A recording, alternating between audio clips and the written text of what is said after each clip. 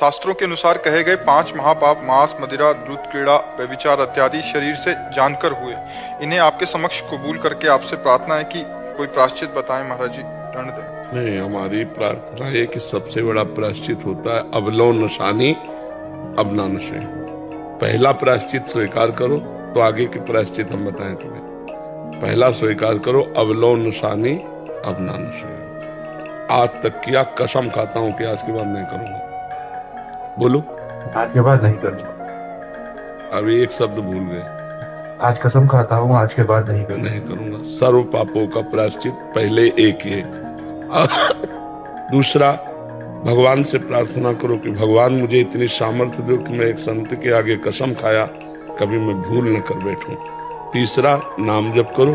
और चौथा, वृंदावन की परिक्रमा दो, दंडवती। एक परिक्रमा दंडवती दे, ठीक हो? ठीक है। इतनी व्याकुलता हूं कि जब कुछ राय नहीं गया, वैसे उठाया, छोटे छोटे शंख के टुकड़े होते ना, वो सीपी आदि के, उनको बिन के अलग किया कि आंतों में न लग जाए, और ऐसे गंगा जल से 3-4 मुट्ठी पेट में ऐसे। तब एक हमको संत ने डांटा कि तुम्हारी आंतें कोई लोहे की थोड़ी है जो तुम बालू खा रहे हो। कई दिन भोजन नहीं मिलता, अब गंगा जल कहाँ तक पिए? जब अन्न हो तो पानी की मांग हो। तो भी एक दिन मन में आया कि यार बालू भी तो भगवत स्वरूप है, पाओ इसी को। तो भगवान ने संत को दिखा दिया, उन्होंने डांट लगाया, उन्होंने कहा आज के बाद मत पाना अगर हमारी बात मानोगे। संतों की बात भगवान की बात है। हमने कभी शरीर को अपना मैं माना ही नहीं।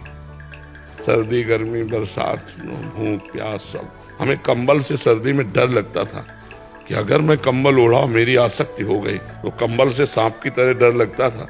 अपना अचला उतारा, उसी को ओढ़ लिया और रात्रि पार की। ऐसे पूरी सर्दी हो गई इसी बनियान से।